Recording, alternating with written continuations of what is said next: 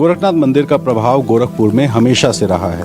UP के CM Yogi Adityanath Gorakhnath मंदिर के पीठाधीश्वर हैं। अपने गुरु महंत अवैधनाथ के गोलोकवासी होने के बाद ही वो इसकी जिम्मेदारी संभाल रहे हैं। योगी गोरखपुर से 5 बार सांसद रहे। योगी आदित्यनाथ के बिना यहाँ की चुनावी कहानी अधूरी है। गोरखपुर के कुछ स्टूडेंट्स हैं, इनसे बात करते हैं और समझते हैं कि इन स्टूडेंट्स के लिए चुनावी मुद्दा क्या है। क्या लग रहा है इस बार इलेक्शन में? सर जीतेंगे तो बीजेपी ही जीतेगा। बस बीजेपी का जीतने का ये मोटिव बिल्कुल नहीं है कि वो द बेस्ट है। आपको क्या लग रहा है कि रवि किशन के नाम पे वोट पड़ेगा या किसी और के? मोदी जी के नाम पे वोट पड़ेगा। हाँ, या योगी जी के नाम पे वोट पड़ेगा। गोरखपुर कितना बदला?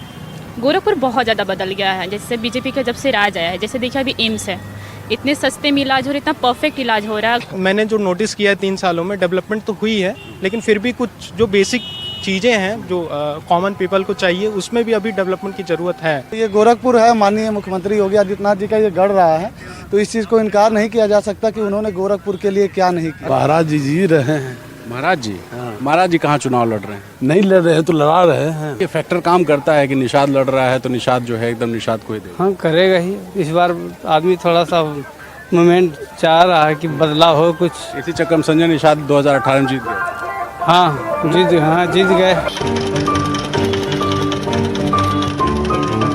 गोरखपुर अपने क्षेत्र का प्रमुख कारोबारी, आर्थिक और राजनीतिक केंद्र भी है। पूर्वांचल के लोगों को बेहतर शिक्षा, चिकित्सा और दूसरी सुविधाएं देने के लिए भी इस शहर का खास महत्व है। गोरखपुर में मतदाताओं की संख्या 20,74,000 है। गोरखपुर लोकसभा सीट में 5 विधानसभा की सीटें आती हैं और वर्तमान में सभी पर भारतीय जनता पार्टी का कब्जा है। गोरखपुर सीट पर निषाद वोटर्स की संख्या 4 लाख के पार मानी जाती है और इसी वजह से 3 दशक में समाजवादी पार्टी ने 2009 छोड़कर हर चुनाव में निषाद को प्रत्याशी बनाया, लेकिन जीत 2018 के अलावा कभी नहीं मिली। गोरखपुर में इस बार सियासी हवा किस ओर बह रही है, हमने यहाँ के लोगों से बात की और उनकी नब्ज टटोलने की कोशिश की। ये कहना कि ये सिर्फ मोदी जी के नाम पे है, ऐसा कुछ नहीं है। हाँ, कहीं कहीं पे मोदी जी का दबदबा तो है। मोदी जी शायद आज तक के सबसे बड़े नेता हैं, तो उनके नाम पे तो चुनाव होगा ही। जो शीर्ष नेतृत्व है वो बढ़िया है, बस उन्हीं के चेहरे, योगी और मोदी के चेहरे पे लोग जीत रहे हैं। 5 साल ऐश कर रहे हैं, उसके बाद गायब।